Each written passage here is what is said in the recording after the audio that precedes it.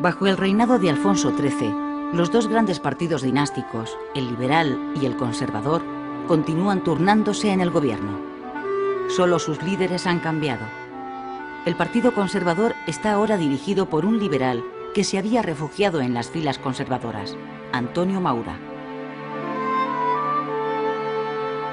Maura lleva a cabo una política regeneracionista. Quiere acabar con el caciquismo, democratizar el sistema y atraer hacia la política a las desmovilizadas clases medias.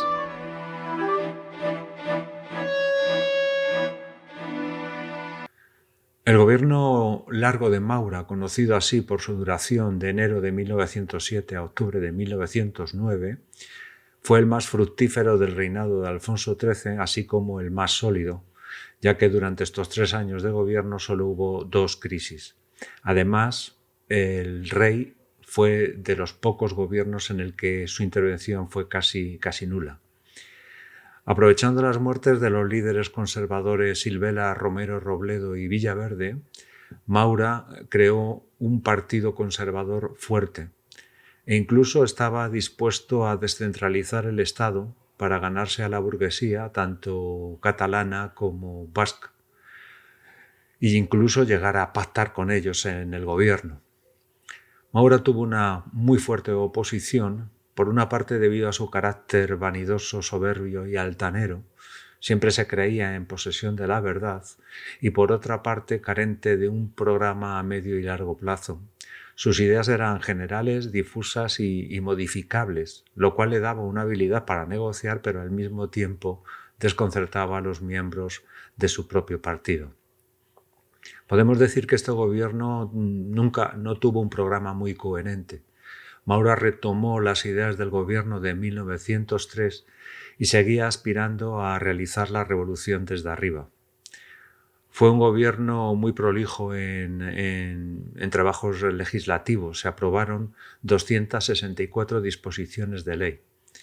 Resumiendo, como más importantes serían las siguientes. Se opuso a la ley de asociaciones, así como a todas las medidas anticlericales realizadas por los gobiernos liberales anteriores, aunque él era partidario de la separación Iglesia-Estado, pero no quería prescindir de los católicos integristas que votaban al Partido Conservador.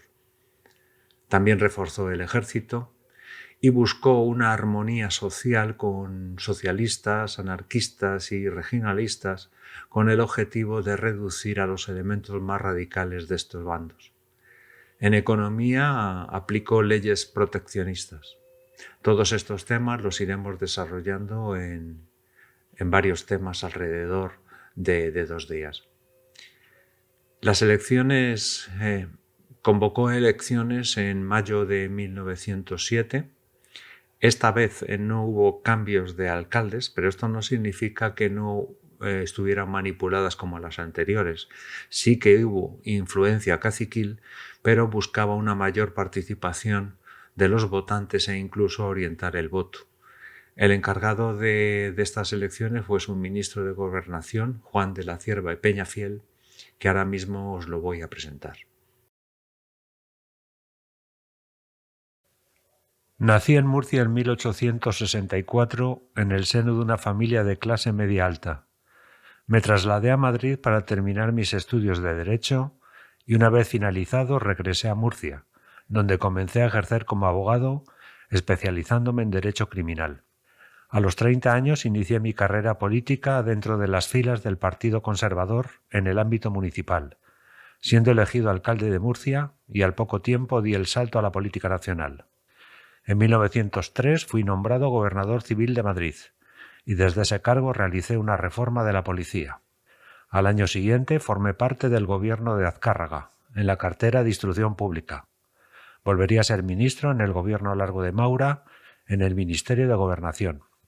Aquí emprendí importantes reformas, con las que pretendía mejorar las costumbres de los españoles, como una reglamentación para controlar el horario de apertura y cierre de los locales públicos, reglamenté la prostitución y continué con la reforma de la policía iniciada por mí unos años antes. Por otra parte, aumenté los presupuestos de la sanidad pública y potencié la vacunación contra el cólera, así como otras reformas sociales. Tras la caída del gobierno de Maura, ejercí un discreto papel en el Congreso, y retomé mi carrera de abogado participando en algunos juicios muy populares en la época. A pesar de ello, volví a ser ministro en 3 ocasiones más, entre los años 1917 y 1922, en las carteras de Guerra y Hacienda. Después de la dictadura de Primo de Rivera, volví a ocupar cargos de importancia en la administración del Estado, y en el último gobierno de la monarquía formé parte del mismo en la cartera de Fomento. Me exilié tras la proclamación de la Segunda República en Biarritz, donde permanecí hasta noviembre de 1933. Cuando estalló la guerra civil, me refugié en la embajada de Noruega, puesto que mi vida corría peligro. Mi mala salud y la escasez de medicinas y las privaciones a las que me vi sometido empeoraron mi estado, falleciendo a los 74 años. Hubo un 35 a un 40% de abstención en las elecciones y el Partido Conservador obtuvo una mayoría absoluta de 242 diputados de 438 en total. Los grandes derrotados fueron los liberales, que se puede considerar que era un partido en descomposición, y la gran sorpresa fue Solidaridad Catalana, que obtuvo de los 44 escaños de Cataluña 41, obteniendo en toda Cataluña el 69% de los votos y en la ciudad de Barcelona llegó incluso hasta el 80%. La oposición más activa estuvo a cargo de republicanos y catalanistas. Los liberales se quedaron sus intervenciones casi exclusivamente en temas relacionados con la Iglesia. El partido se dividió en dos y una facción de ellos se alió con los republicanos más moderados, formando en 1908 el bloque antimaurista. En este bloque no se adhirieron a él ni Alejandro Lerroux ni el Partido Socialista Obrero Español. Para los liberales esta alianza era un medio para acabar con Maura, hostigar a los catalanistas y apaciguar a los republicanos, mientras que para los republicanos era un medio para democratizar a los liberales y también al régimen de la monarquía.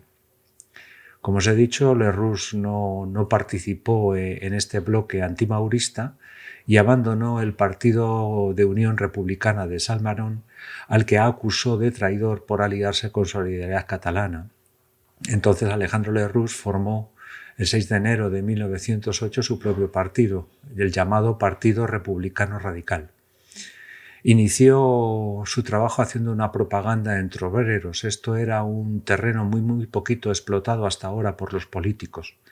Su programa político era muy generalista. Decía que sería respetuoso con el catolicismo, no así con las órdenes religiosas. Habría armonía entre el capital y el trabajo y España estaría formada por una federación de autonomías.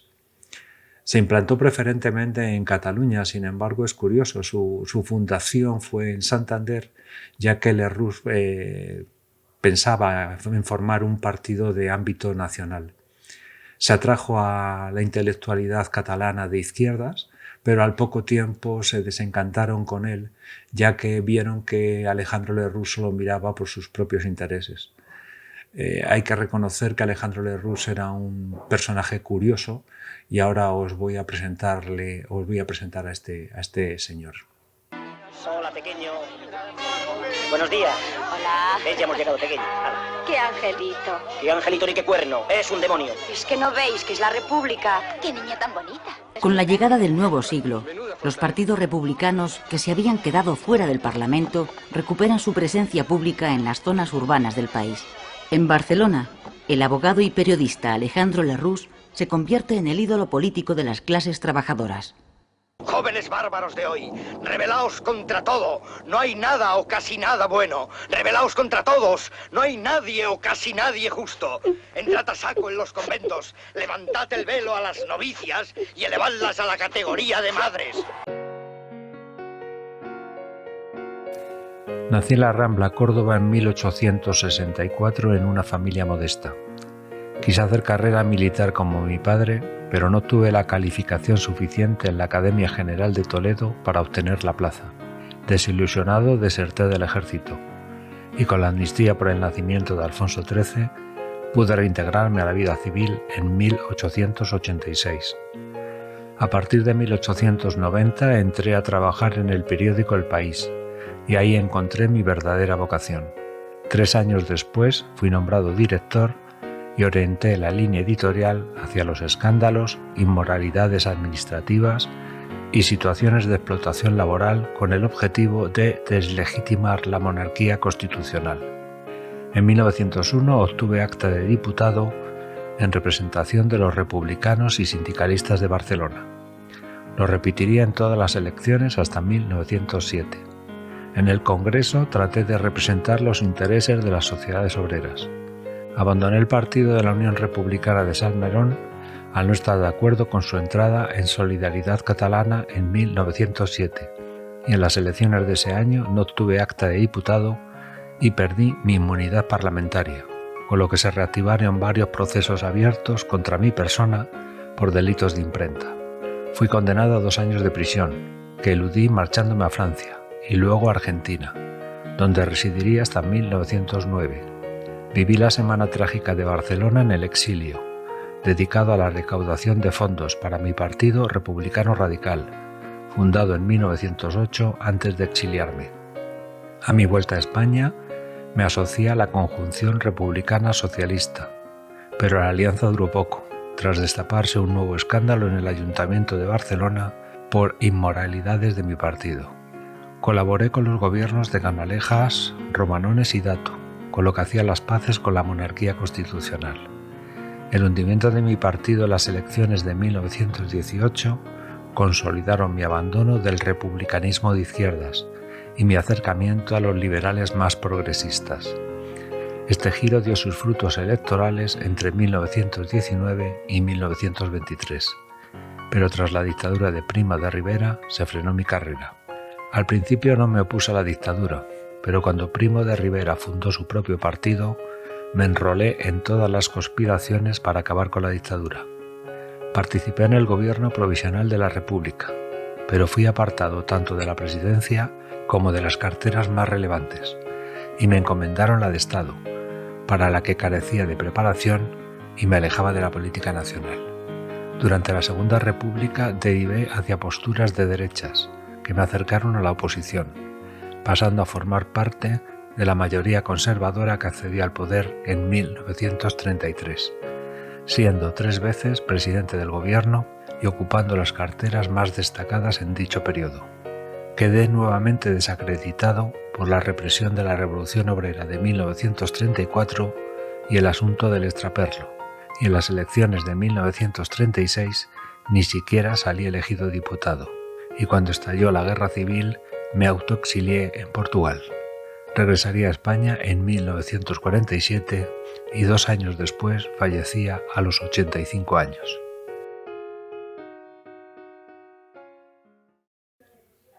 Hoy en la clase de hoy vamos a hablar sobre 2 leyes del gobierno largo de Maura, la ley electoral y la ley de bases del régimen local. En cuanto a la primera, no tuvo ningún problema y fue aprobada sin ningún tipo de enmiendas, mientras que la ley de bases del régimen local no superó la prueba de las Cortes, ya que sufrió 2.813 enmiendas y además no fue aprobada. La ley electoral siguió el modelo de la belga de 1896, que introdujo el sufragio obligatorio, que será uno de los objetivos de la ley electoral de Maura, para aumentar la movilización política y contrarrestar con ello el ascenso de las grandes ciudades donde estaban triunfando en las elecciones republicanos y socialistas. Y también la ley perseguía como segundo objetivo poner límites al control político sobre todo el proceso electoral para luchar contra la corrupción. Aquel que no ejerciera su derecho al voto, según la ley, sería sancionado con un 2% de sus contribuciones al Estado. Ya os digo, esta sanción no tuvo efecto, casi no se pusieron ninguna multa. Y para limitar el control político del proceso electoral, la ley tomaría las siguientes medidas. El censo sería revisado por el Instituto Geográfico y Estadístico, Se formarían unas mesas electorales compuestas por los mayores contribuyentes que ocuparían la presidencia y 2 de las vocalías, y una tercera vocalía sería un representante del pueblo con la condición de que supiera leer y escribir. Se constituyeron juntas de censo, provinciales y una central. Las provinciales estarían formadas por el presidente de la Audiencia Provincial, un representante de la Junta de Reformas Sociales y representantes de todas las instituciones de la vida social de la localidad. Y la Junta Central estaría presidida por el Tribunal Supremo y que se encargaría de estudiar todas las protestas en las actas que le llegaran ahí. Y entonces este tribunal elaboraría un informe que remitiría al Congreso. Pero aquí lo curioso de esto es que el informe no tenía carácter ejecutivo, sino que era, en último lugar, los diputados los que dirían si aceptaban o no aceptaban dicho informe, dándose cosas relativamente curiosas. Por ejemplo, que el Tribunal Supremo rechazara un acta y el Congreso de los Diputados lo aceptara. Esta ley incluía 2 artículos que eran totalmente contrarios a sus objetivos, el artículo 29 y el artículo 24. El artículo 29 decía que los distritos donde no se presentaran más candidatos que los puestos a cubrir serían declarados electos. ¿Qué quiere decir esto? Que serían elegidos sin votar. De hecho, en 1910 el Congreso de los Diputados tenía 119 escaños, casi un tercio del total, que habían sido elegidos por el artículo 29. Mientras que el artículo 24 decía que solo podían ser candidatos aquellos que ya lo hubieran sido, o aquellos que fueran presentados por diputados y senadores o exdiputados y exsenadores, y también los elegidos por el distrito, más o menos un 20% del censo, que se presentaban unos días antes de las elecciones. En cuanto a la ley de bases del régimen local, los objetivos que perseguían eran 3: terminar con el caciquismo, moralizar la vida pública y descentralizar la administración con el objetivo de que las administraciones locales, ayuntamientos y diputaciones fueran lo más eficaz posible. Para ello, esta ley intentaba acercar la administración a los ciudadanos, ¿cómo? Dando más atribuciones a los consistorios en educación, en sanidad, en obras públicas o en orden público. Se pusieron límites a las autoridades, ya que no podían deponer a concejales, ni tampoco podían vender ni gravar bienes comunales, excepto si se convocaba un referéndum y obtenía los 2 tercios de los votos. Tenía también hacienda y presupuesto propio los ayuntamientos e incluso podían poner impuestos propios. Esto tuvo un problema para que se cumpliera la ley de ayuntamientos, ya que no hubo una reforma de la hacienda local que pudiera hacer frente al número de competencias que a partir de ahora iban a disponer. No hubo tampoco cambios en los sistemas tributarios y, por último, contó con la gran oposición de las oligarquías locales. ¿Cómo dibujaba la relación entre el gobierno de Madrid y los ayuntamientos? Todavía tenían relación, ya que el gobierno del Estado podía nombrar alcaldes en aquellas poblaciones de más de 20.000 habitantes.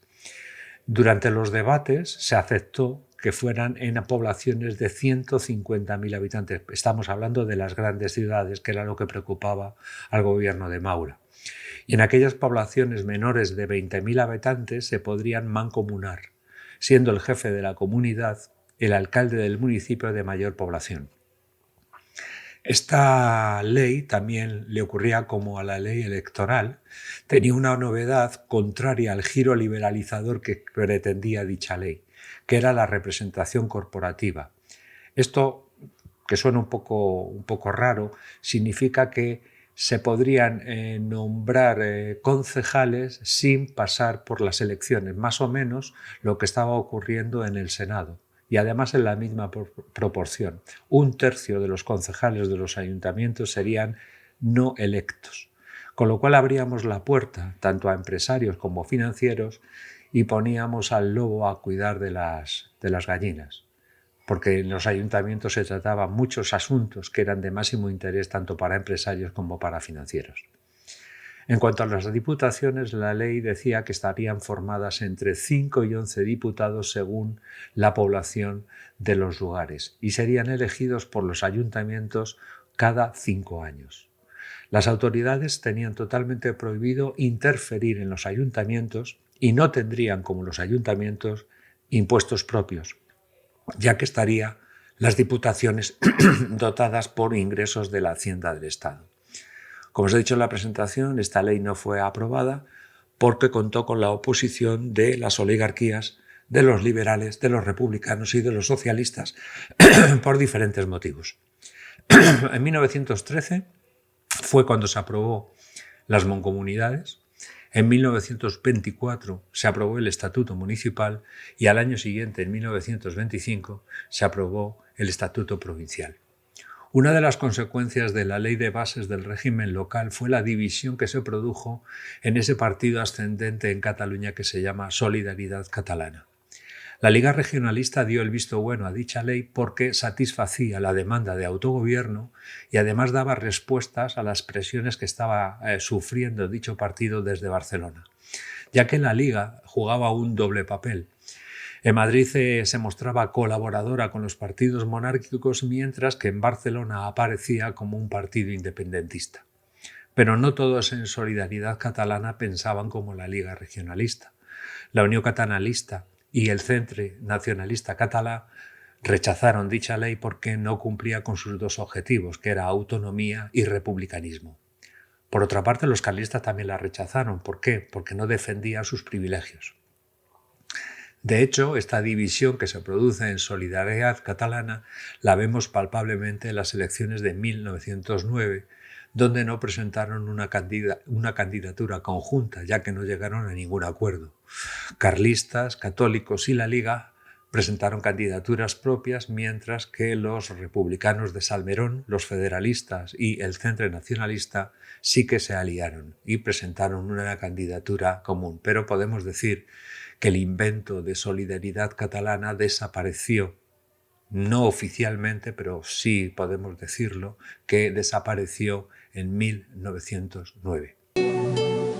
En Galicia, el regionalismo nace de la pluma de los intelectuales que, como Rosalía de Castro, rescatan el uso literario de su lengua.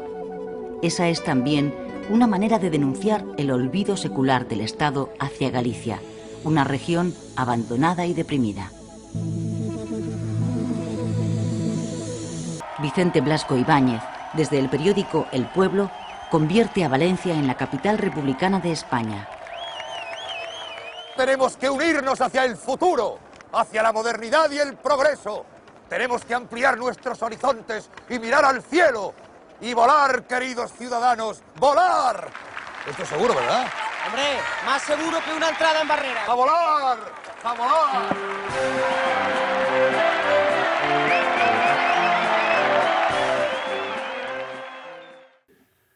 Hasta ahora solo hemos hablado de los regionalismos catalán y vasco. Os voy a dar unas pequeñas pinceladas del gallego y del valenciano. El gallego estaba más cercano al catalán que al vasco. De hecho, en 1907, en la misma fecha en que se creó Solidaridad Catalana, nació Solidaridad Gallega y abarcaba también como la catalana desde el carlismo hasta los partidos más progresistas. Tenían como punto común las reivindicaciones sociales y agrarias, pero a diferencia de Solidaridad Catalana, nunca se configuró como partido ni concurrió a las elecciones y desaparecería 5 años después, en 1912. En cuanto al nacionalismo valenciano, os voy a dar una serie de fechas. En 1904 nace Valencia Nova. En el 1909 nace el Centre Regionalista de la Juventud Valencianista, pero todos estos movimientos desaparecerían en 1910, con lo cual entre 1910 y 1912 los únicos nacionalismos más importantes en España seguirán siendo el catalán y el vasco.